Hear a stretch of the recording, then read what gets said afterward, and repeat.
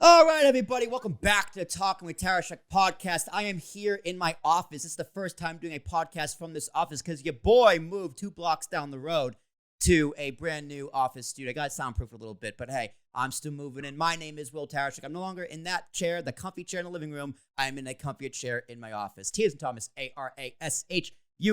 And today I am speaking to a man, a veteran, a Marine by the name of Travis. I did not ask for the pronunciation of his last name, so he can correct me on the spot. Travis is a Marine, author, and podcaster based out of Massachusetts, my neck of the woods. While in the military, he was a radar/missile operator for the Hawk missile system, so we're going to get a lot into that, because I don't know what that is, but I'm sure as hell curious.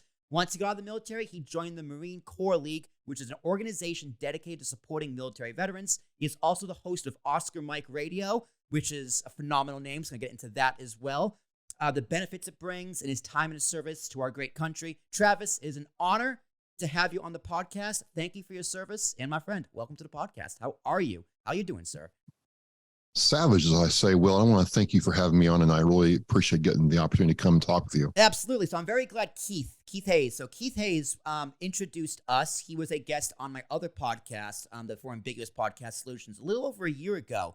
And he messaged me out of the blue and said, hey, love what you're doing. You got to talk to Travis. So, Travis, first off, how do you pronounce your last name? Is it Partington? It's Partington. Partington. Yeah, it's 3 syllables. I should have trusted my instincts on that one.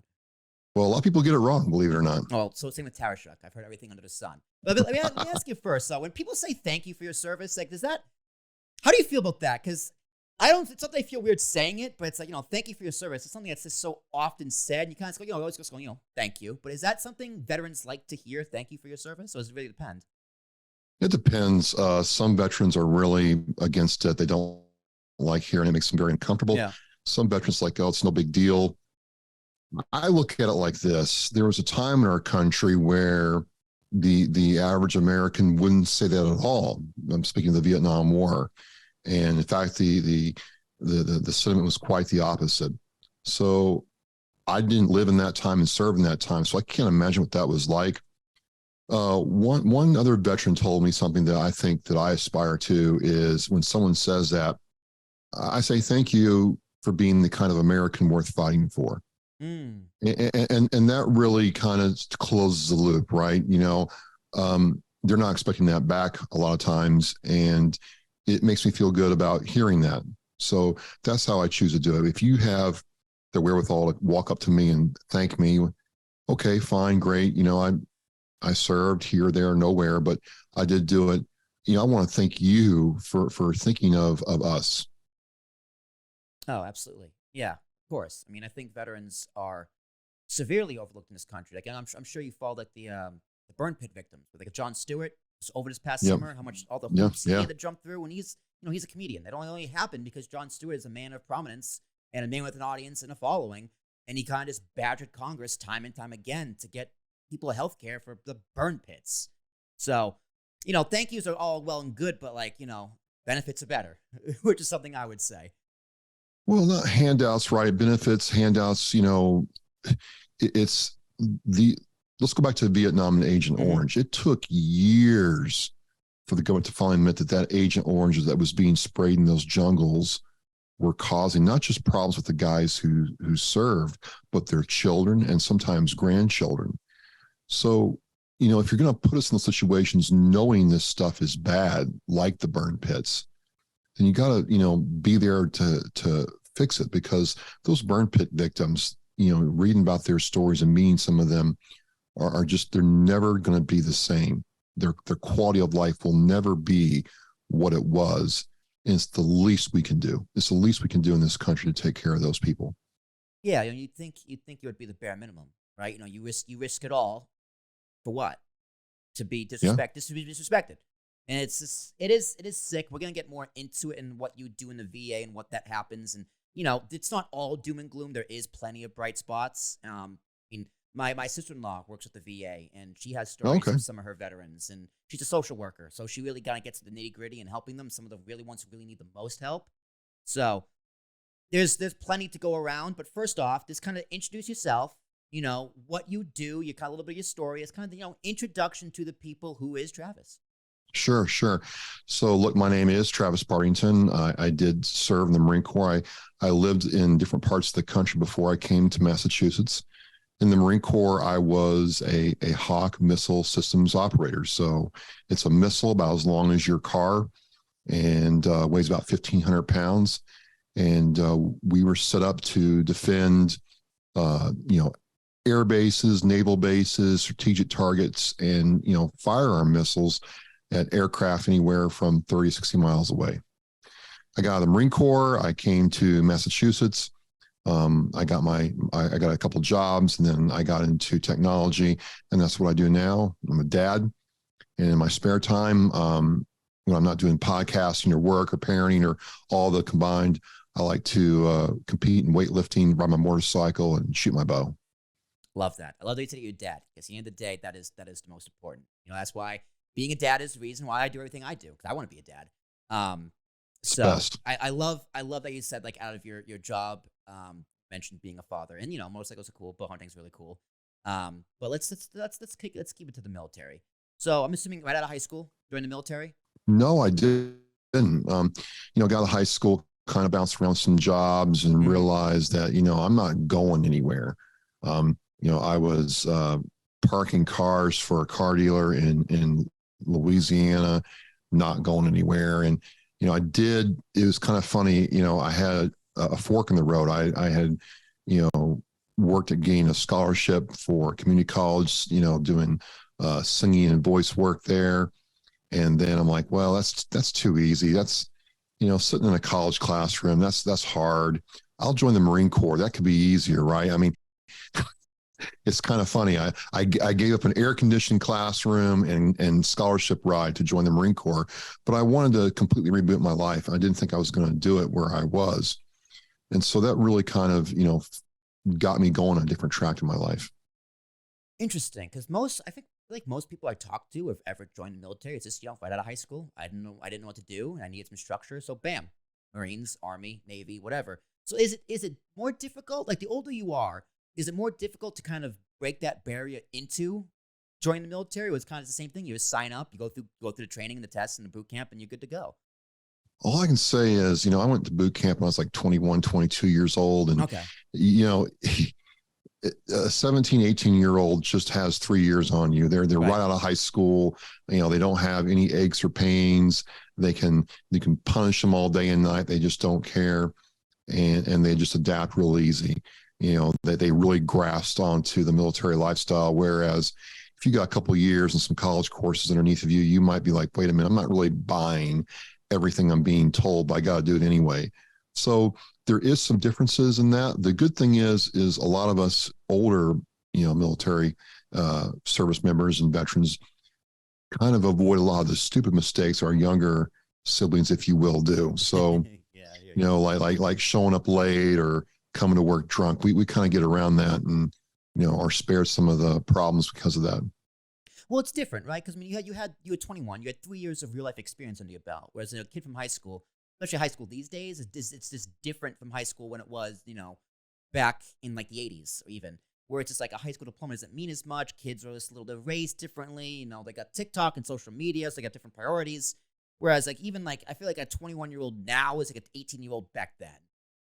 That makes sense. It's just mentally, and is how we develop. Like, so, you know, I like to bash on college on this podcast sometimes, for how much the cost is and the wasted classes. But, you know, I learned more outside of the classroom in college. I learned more about being a man and being an individual and finding my identity in college through my friend group, through my fraternity, through this internships, way more than I did in the classroom. So that kind of gave me that structure. And I feel like military also gives something that gives that for people.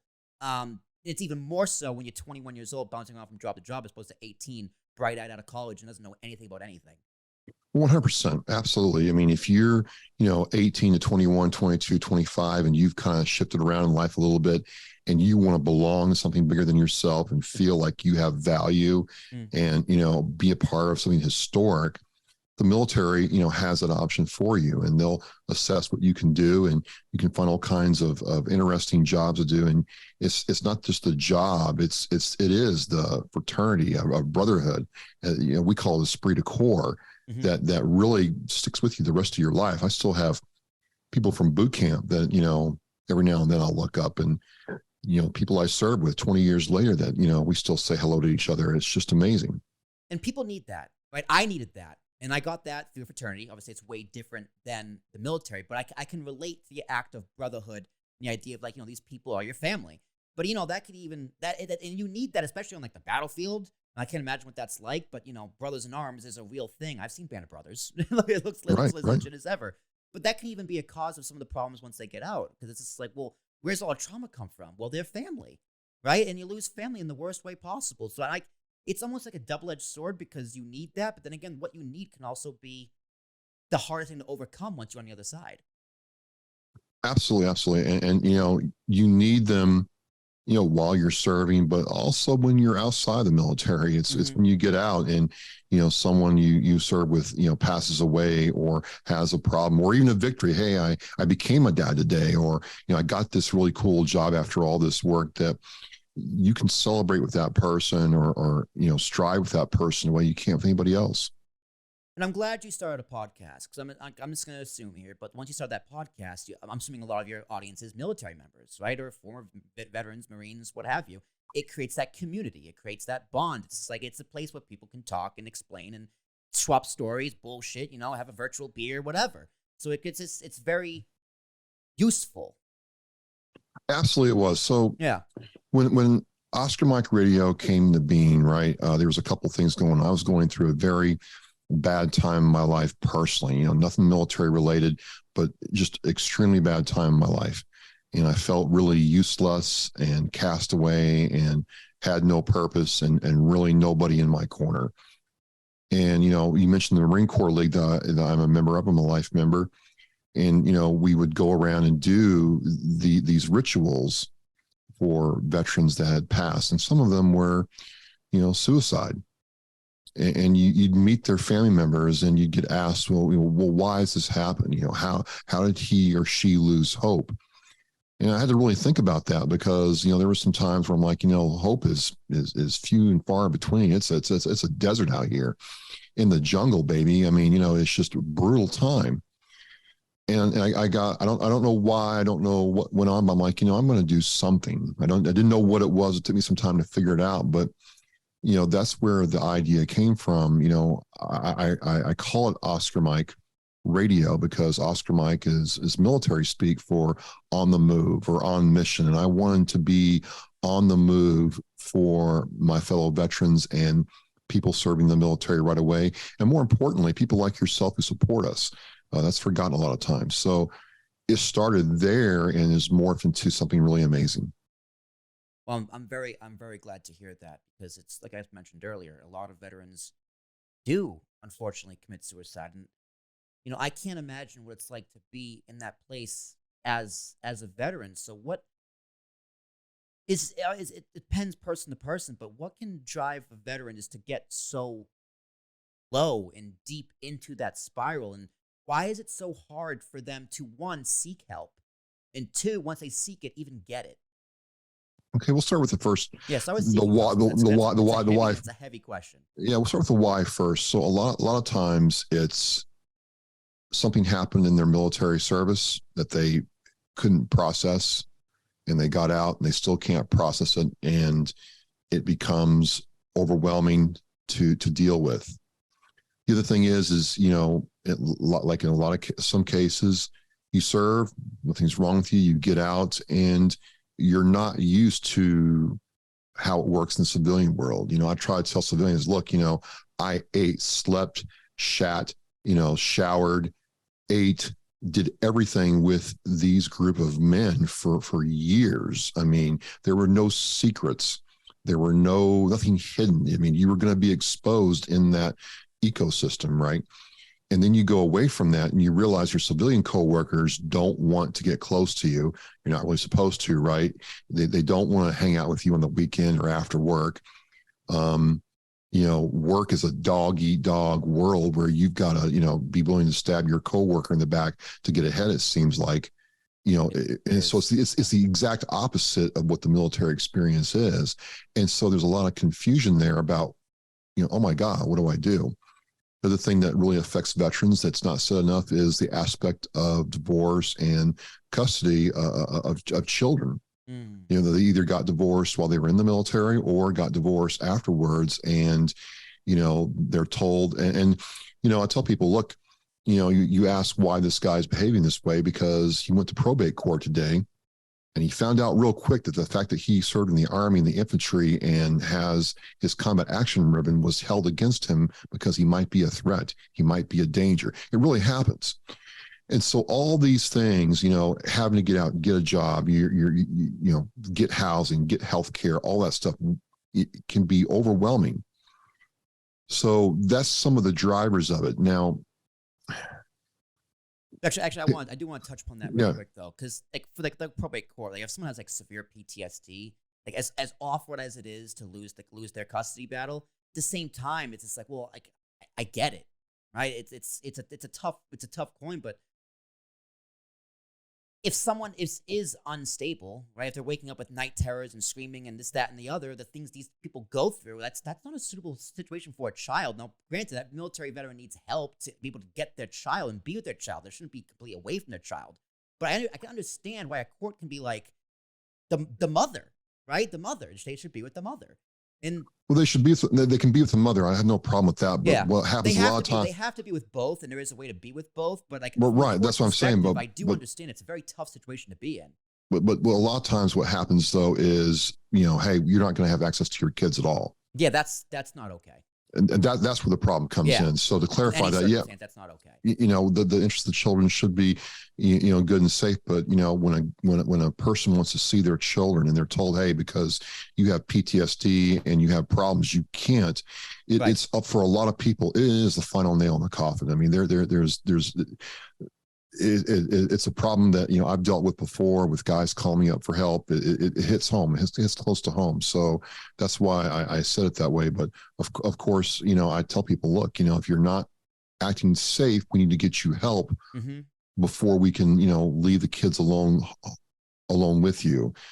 But you shouldn't be denied access to your children ever.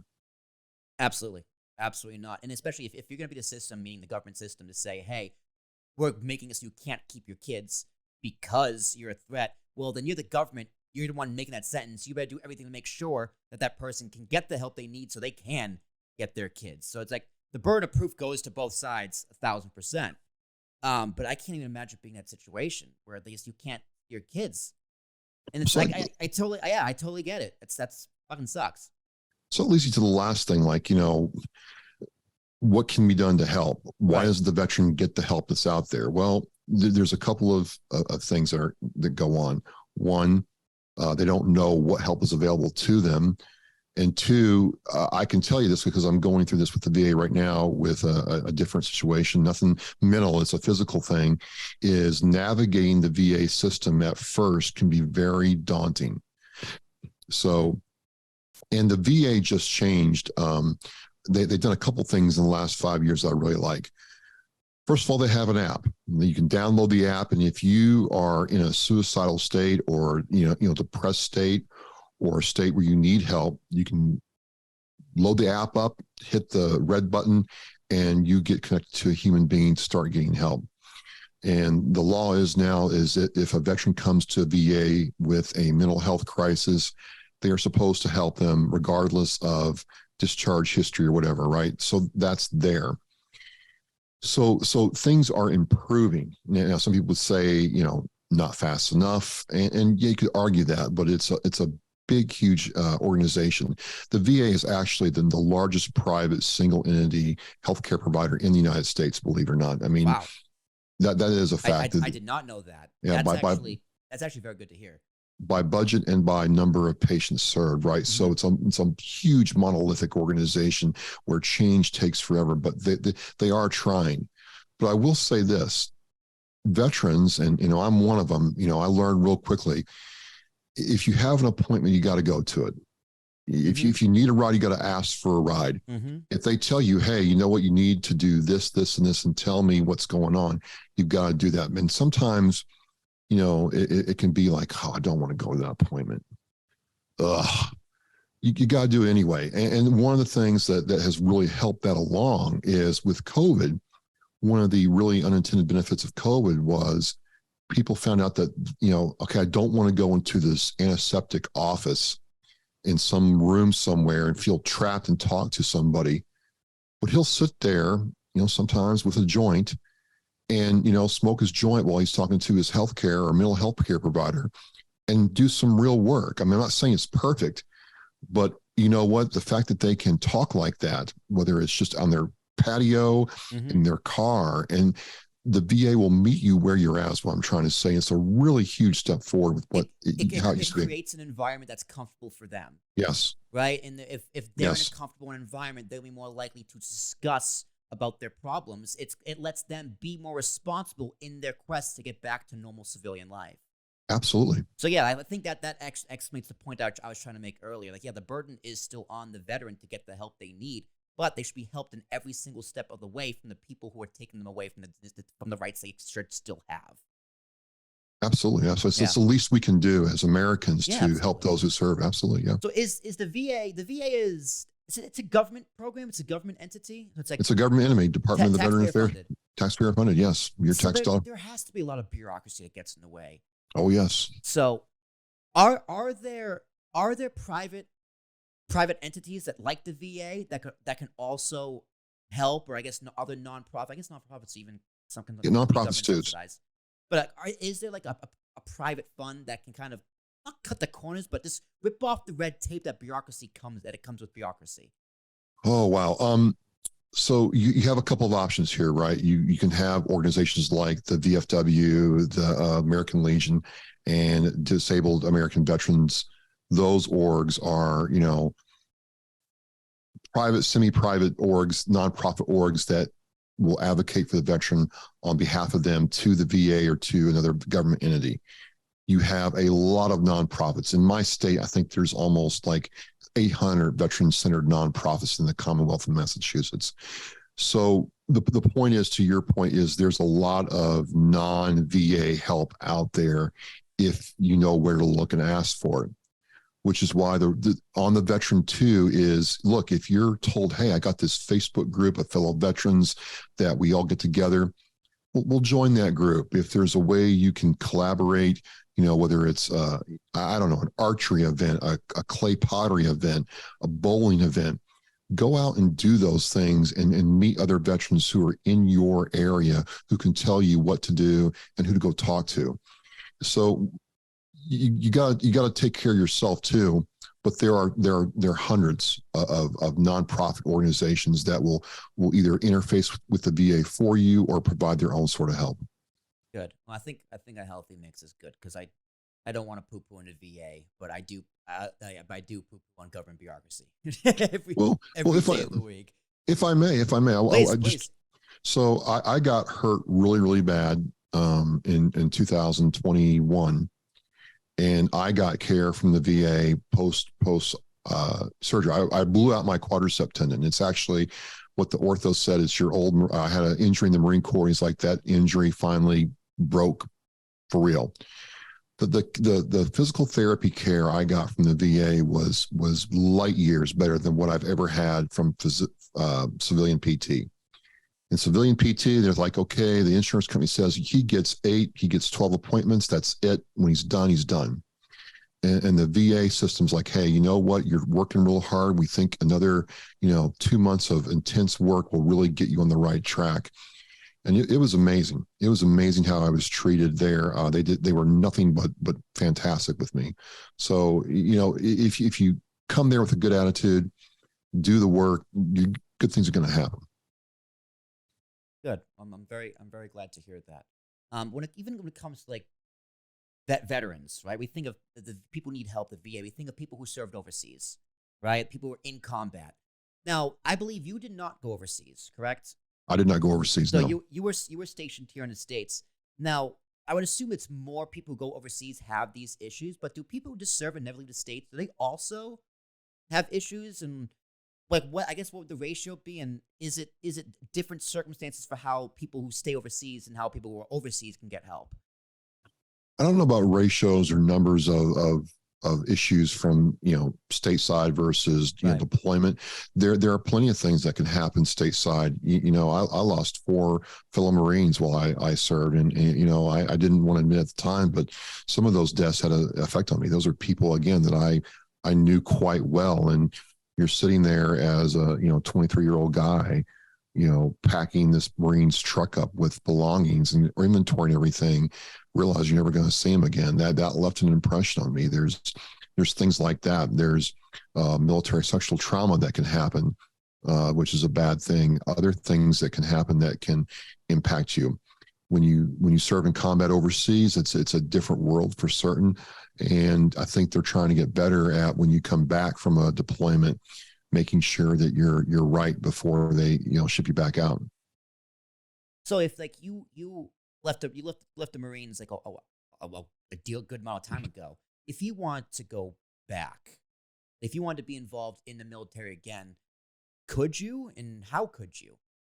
Well, I couldn't. I'm too old. Okay. So explain that process. Like when you get discharged, when you leave the military, what's that process like? And I guess like what is, if you ever so you couldn't go back, period, to do nothing, not a thing. Right. Okay. So how does those guidelines work? And what's the process of leaving actually like? So take me through that.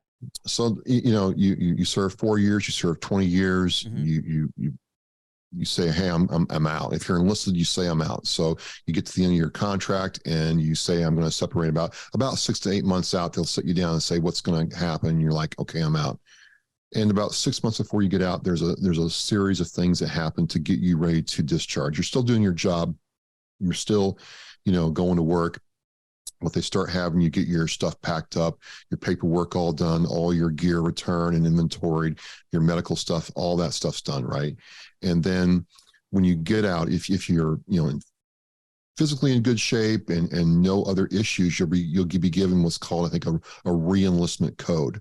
Well, I couldn't get one because I was hurt. That's why I was getting out. So, I was deemed not fit to serve anymore, which was stunk, but that's the way it was. Also, the age comes into it. I think in the Marine Corps, once you're over the age of 35, you're not coming back in. So, if you want to get out for a couple of years, if you're like 24 and come back in the Marine Corps when you're like 26 or 27, as long as you can pass the physical readiness test, everything else is fine and you're in physically good shape, they'll let you back in. So and also I was honorably discharged. You got to be honorably discharged. I'm not going to take you back if you're other than honorable or a bad conduct discharge, right? So you got to be honorably discharged. So you go through all that. The last couple of weeks, you take your classes and, understand how the transition works. They have your stuff packed up. And then literally the night before, they hand me my paperwork saying you'll be free and clear it was at, I'm not kidding you, at 04:35, you're now a civilian, not at 12 o'clock, not at 9 o'clock in the morning, 04:35. And at 4:45, I was out the gate in Yuma. That's 4:45 in the morning. Yes. For people who don't know military time. Yeah, sorry, yeah, exactly, yeah. Yeah. Well, military time's funny to me. It's just like, you just add or subtract 12. Not even subtract 12. They don't add 12. You just subtract 12. That's how you know what, like 2,300 hours is 11 o'clock at night. Exactly. Yeah, 15:30 is what, 3:30? Yeah. Do math right? Yeah, 3:30 in the morning. Yeah. So I might be a little confused about military time, but that's a trick for you. They subtract 12.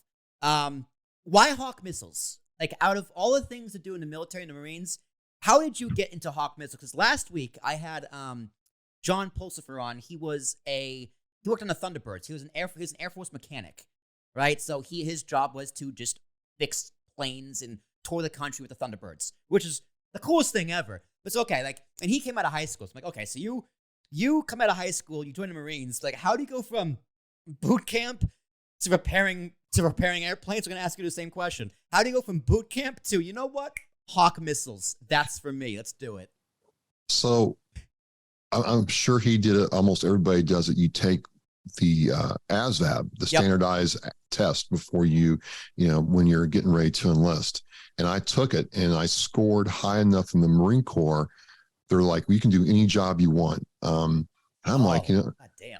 So I joined from Shreveport Bossier as an Air Force town. I liked all the airplanes and stuff. I said, I want to go into like aviation something. They're like, well, we got this track called aviation support. It's air traffic controller, cryogenics, navigation and maintenance, all that stuff. And I'm like, yes.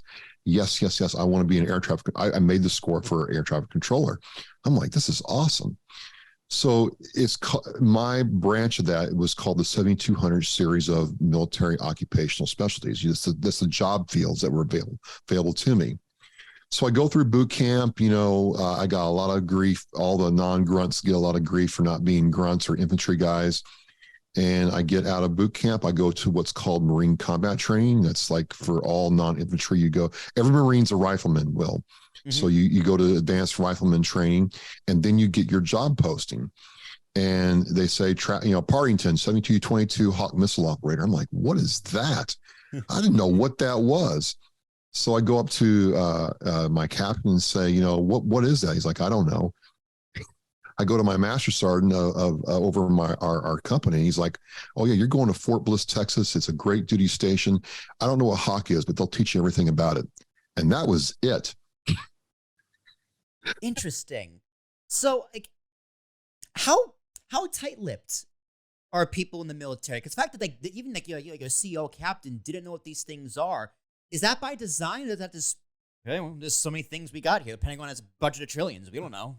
Well, so for that MOS, this is the weird thing about Hawk. It's a really tight fraternity. Air defense artillery in the military is a really tight knit group, small group.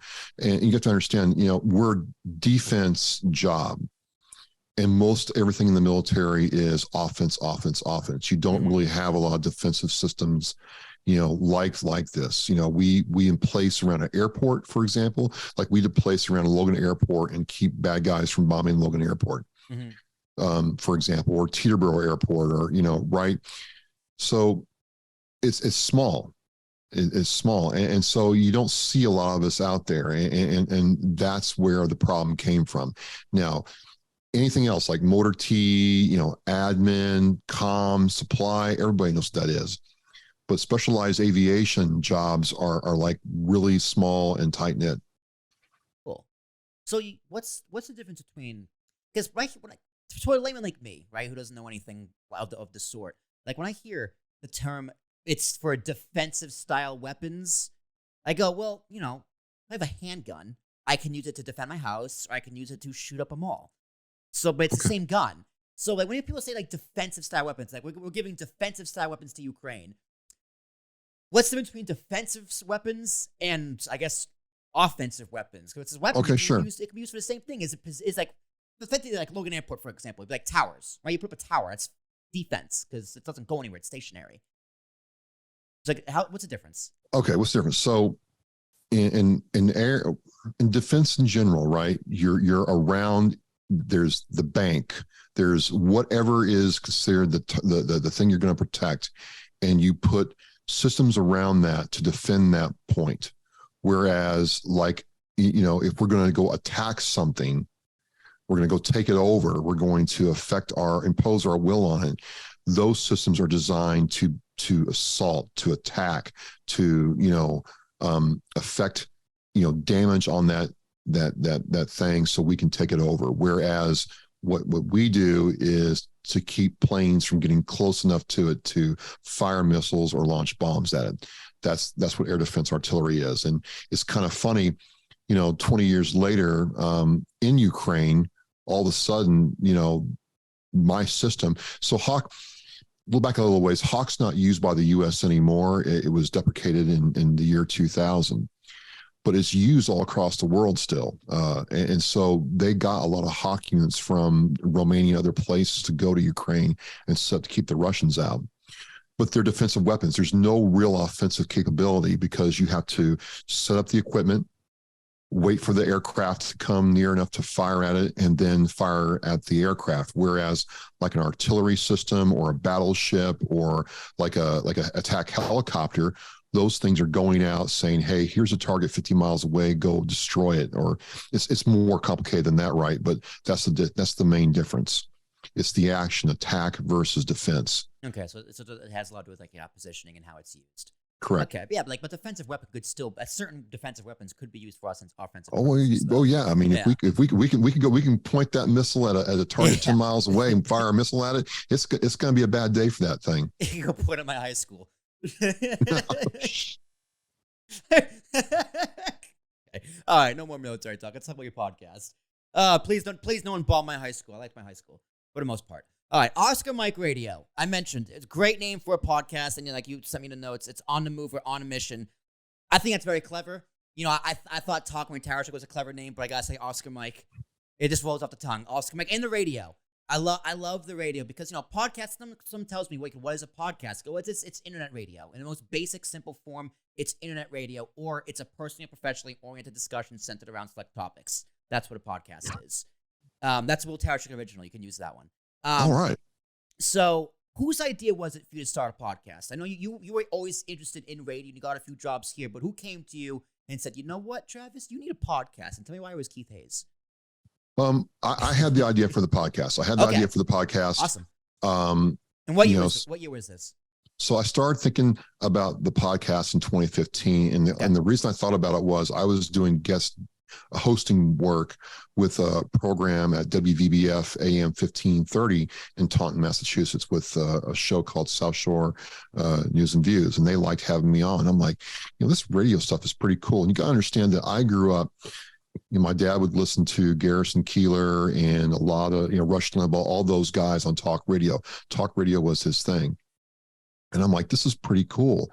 And my first real job as a kid was working for 98 Rocks in Shreveport, Louisiana, doing surveys about rock music and country in a countrified world down there. So that was really interesting. But I loved it. I love the fact that, someone's voice, 100 miles away, 1,000 miles away, could reach you in your car and your tractor and the gym, and you could get something out of that. And I'm like, that was just always cool to me, but I never knew how to do it.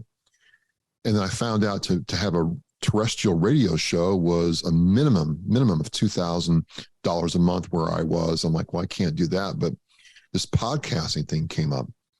I started batting around how I would do it and try to figure out all the things. And, about this time, 7 years ago, almost, let's just say the first week in March, right? 7 years ago, literally almost to the day, someone gave me this flyer saying, hey, there's this Dale Dorman Media Day at Massasoit Community College. And they're going to, and they're going to have this guy named Keith Hayes with Ken Diesel of Hubazoo. Like, I don't know what Hubazoo is. I looked at the website. I'm like, all right. And we're going to talk about podcasting. I'm like, well, this college is only like 3 miles from my place. I got the time to take. I'm going to go and check this thing out and see what this guy thinks.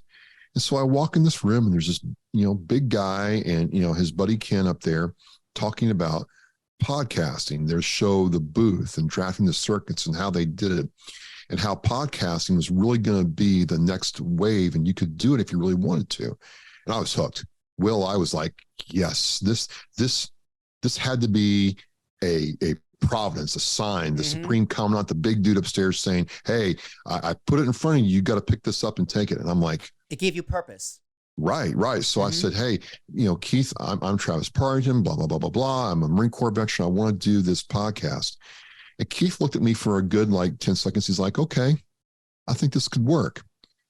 Okay. So hit me up afterwards and we'll talk. And early May, he meets me and says, look, you got to do all these things to get your show ready. I'm like, for real? He's like, yeah.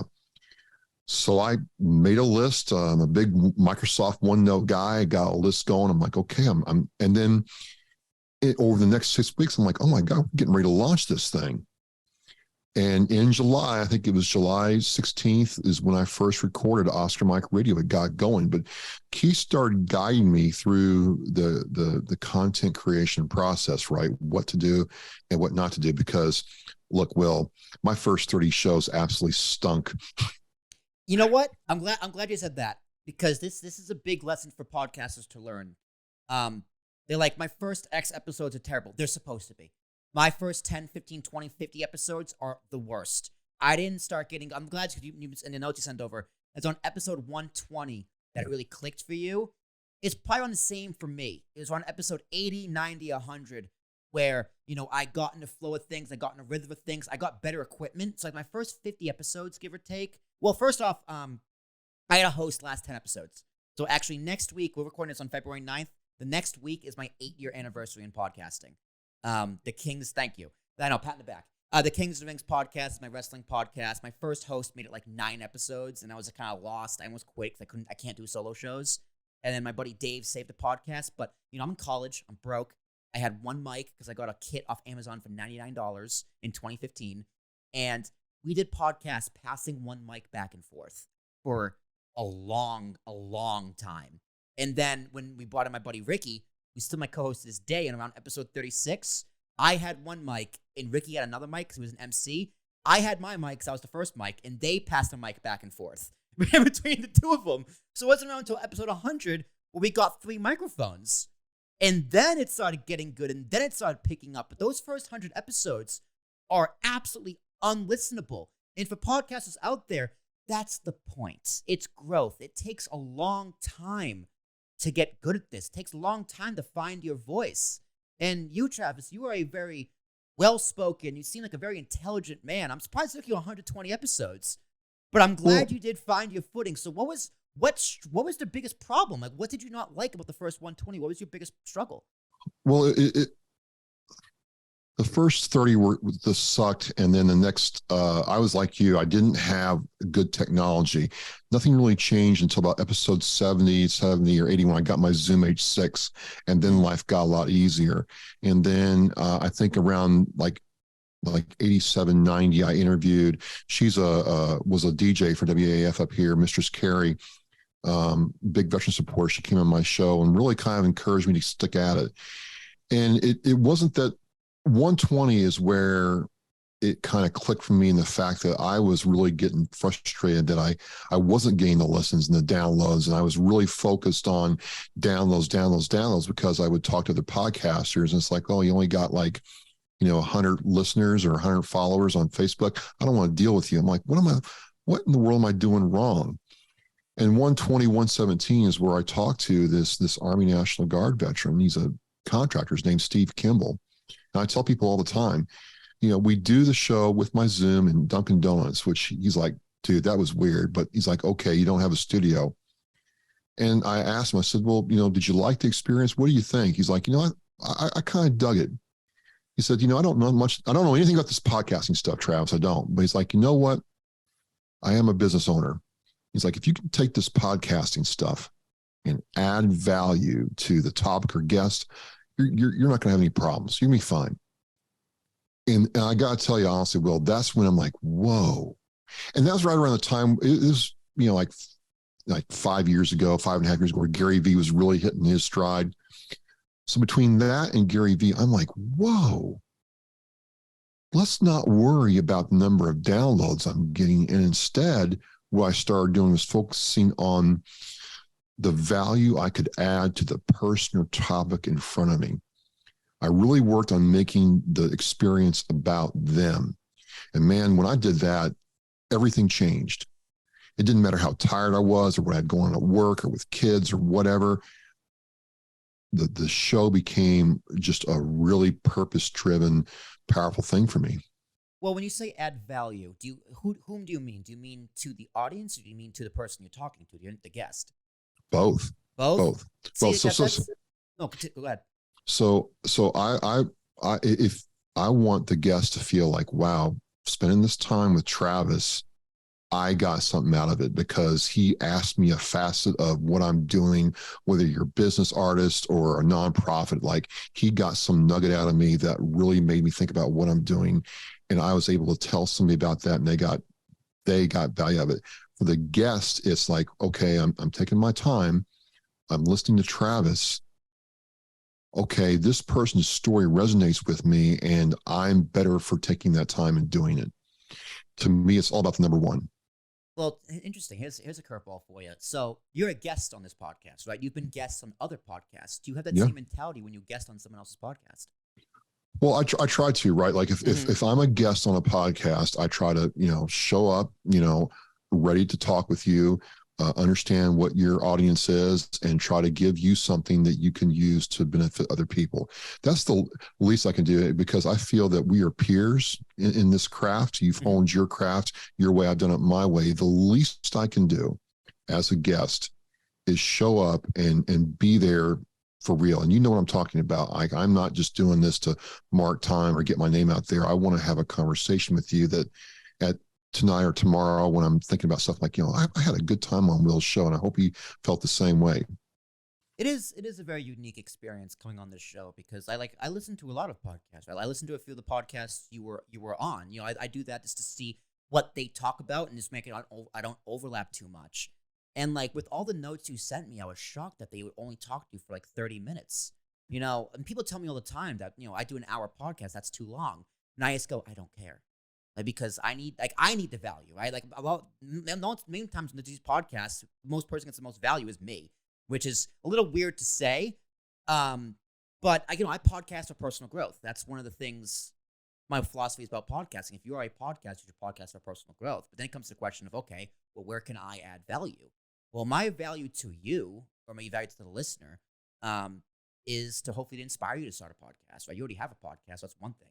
But the value to you is that, well, content is value, right? Having a podcast, having content is valuable.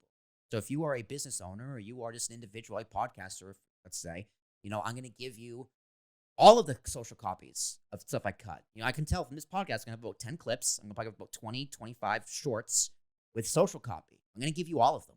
I can give you a doc with Dropbox links and social copy. You can use them. You can not use them. That value can be determined by you. But to me, it's just I'm giving you all this free stuff.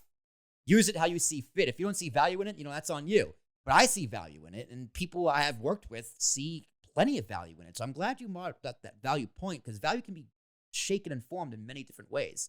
I don't know how my audience sees value in this.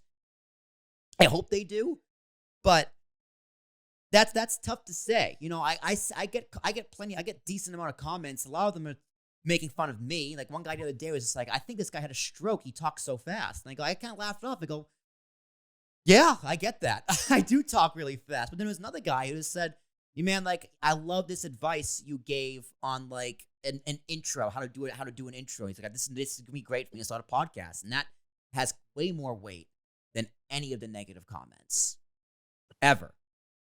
Well, right. There's always going to be negative Nancy's or Debbie Downers out there. Yeah, they're fine. I laugh it off. It doesn't bother me. Well, I'm like, okay, I don't care. It's the whole Theodore Roosevelt thing. You can sit there and criticize me if you want. I'm going to keep, carrying my big stick, proverbially, right? Or maybe for real.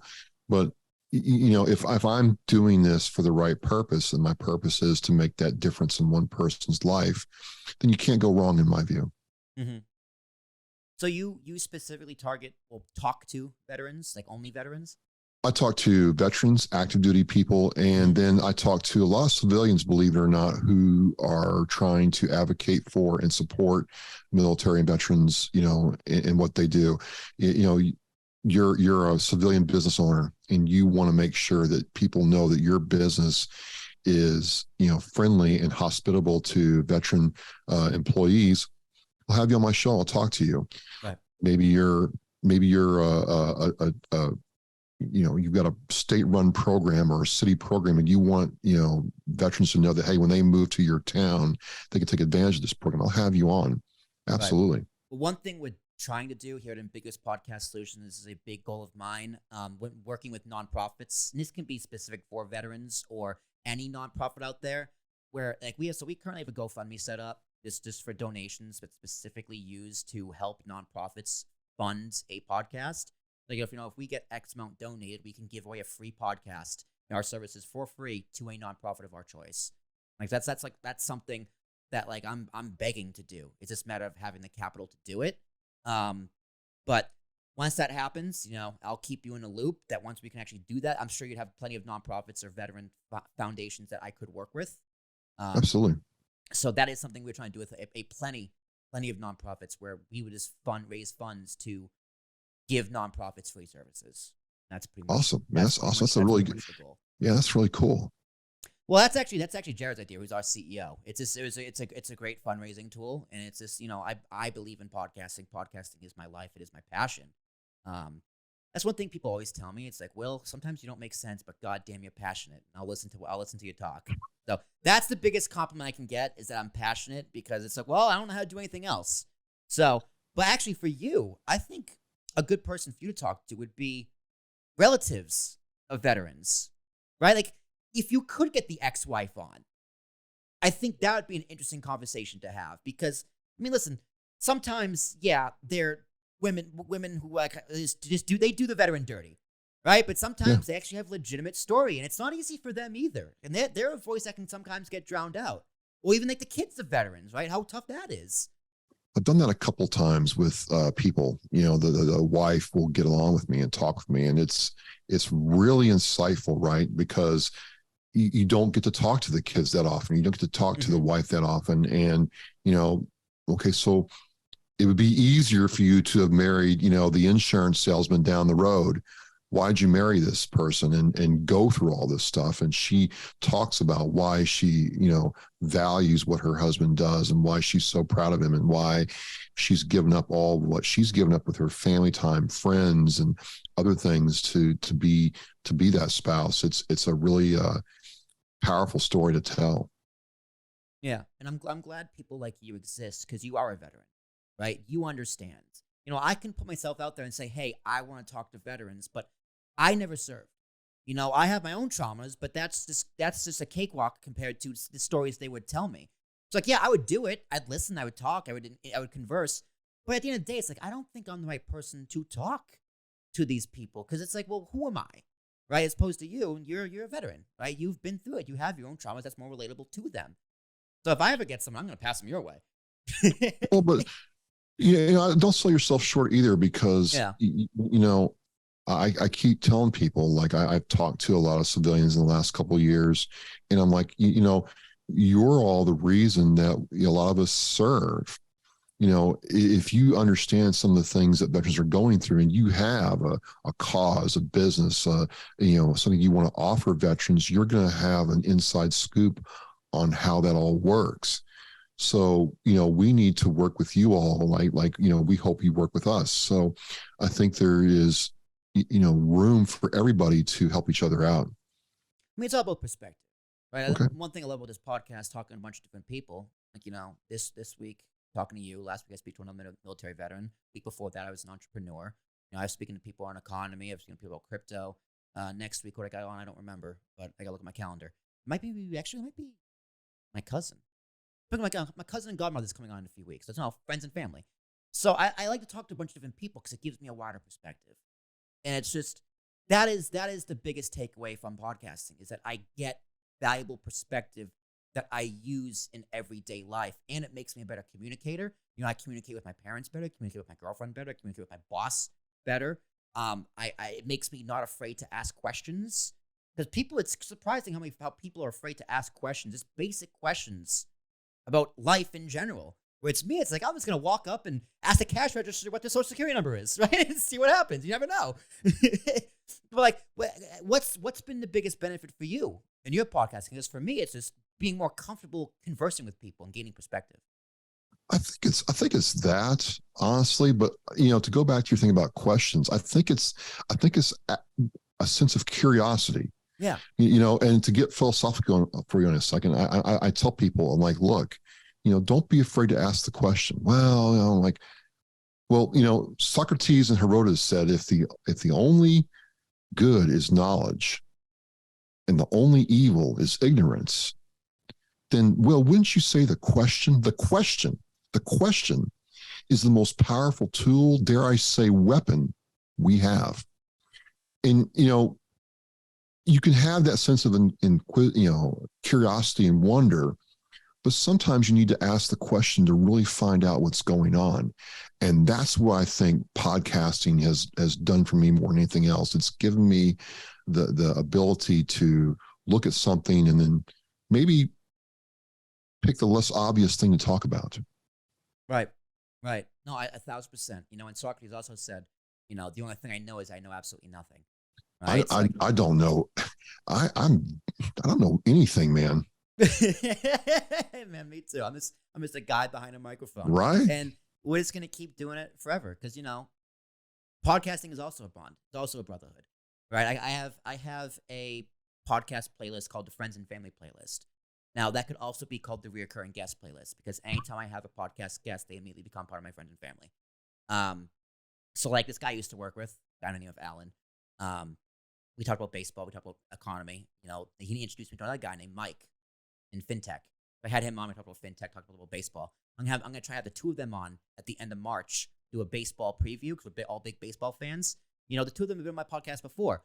They are now my friends. They're gonna be on that Friends and Family playlist with my cousin, actually 3 of my cousins, and other reoccurring guests. So the very first guest on this podcast, Phil Riccobono, he was a reoccurring guest. He came back on like a few months ago to talk about just what he's been like. He moved back from the States into the States, so we just caught up, and he's another friend. When I was out in Las Vegas last month in January for work, and he lives out there. So I hit him up. I was like, "Hey Phil, we've never met before in person. Let's go grab a beer."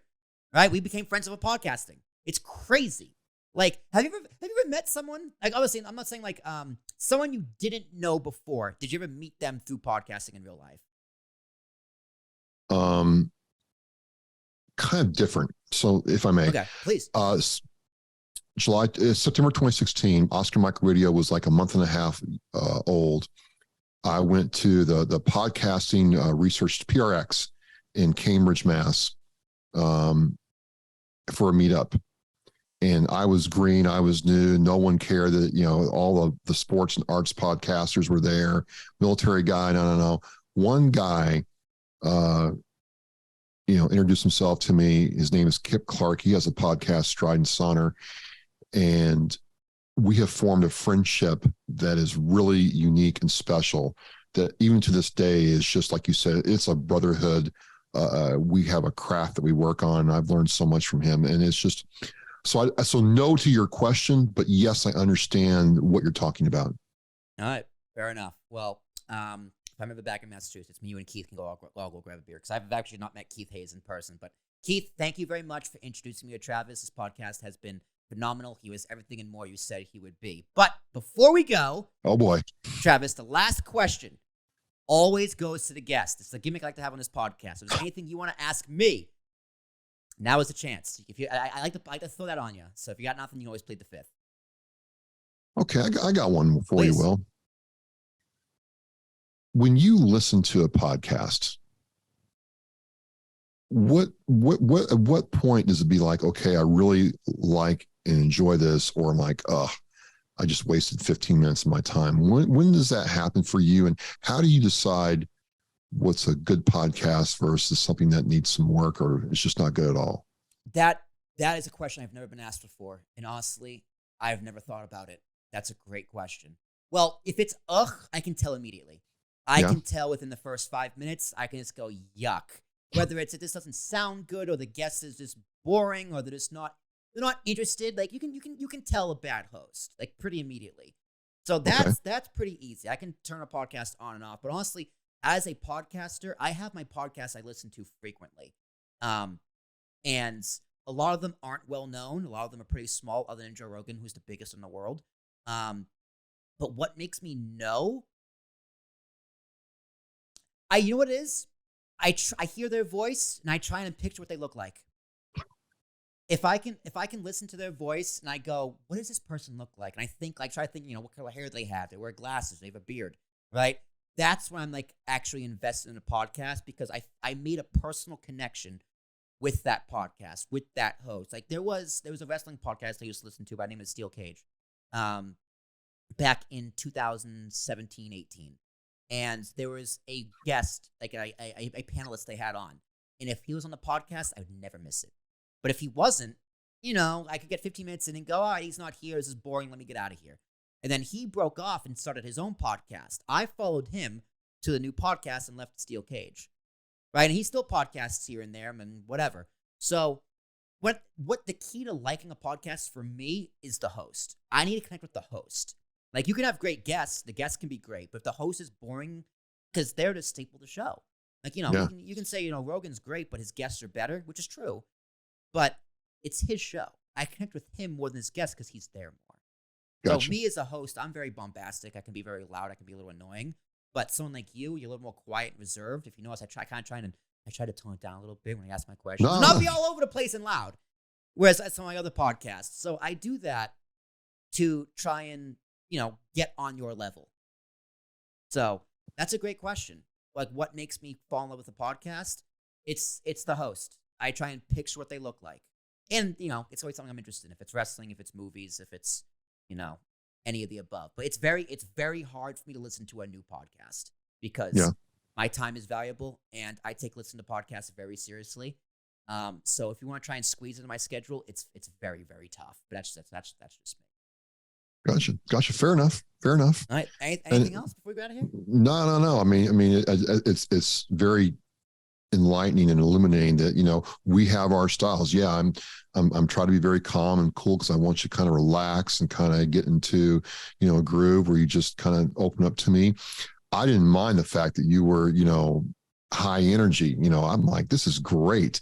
Come on, you've had those guests, right? That I don't, maybe you haven't, but some of those times you get someone, you got to like pull their teeth to get anything out of them at all. And they're just not going to, it's not because they're trying to be difficult. It's just not in their nature. Yeah. Once the microphone and the camera's on, it's like, yeah. And then I turn the microphone and camera off and it's like, oh yeah, whew, this is over with. This is great. I'm like, where was that 15 minutes ago? I've had a few of those. And in the beginning, I go, this is going to be a bumpy ride. But towards the end of it, for some reason, I get them in a groove and then they're just rocking and rolling. So maybe that's tested me again, pat myself on the back. But Travis, that's all the time we got. I know you got to be out of here in about 5 American minutes. So anything you want to plug, anything you want to share your podcast. I know you just filled a few books and contributing Arthur. Anything you want to plug, my friend, the floor is yours. Oh, real quick then. So, hey, if you are looking for podcast advice, hit up my man, Keith Hayes of Sinister One Productions. He got me going. A lot of this that you see here, all the visual elements are all him. And thank you, Keith. Just thank you to all my supporters and listeners who have, hung with me for almost 7 years now. Thank you so much. And then as far as the books go, I do write. So if you check out my page, you'll see some projects I committed to. And then at the end of the day, it's all about the number one. I want to end, whenever this ends, I want to know that I made a difference in one person's life, whether that's yours or somebody else's.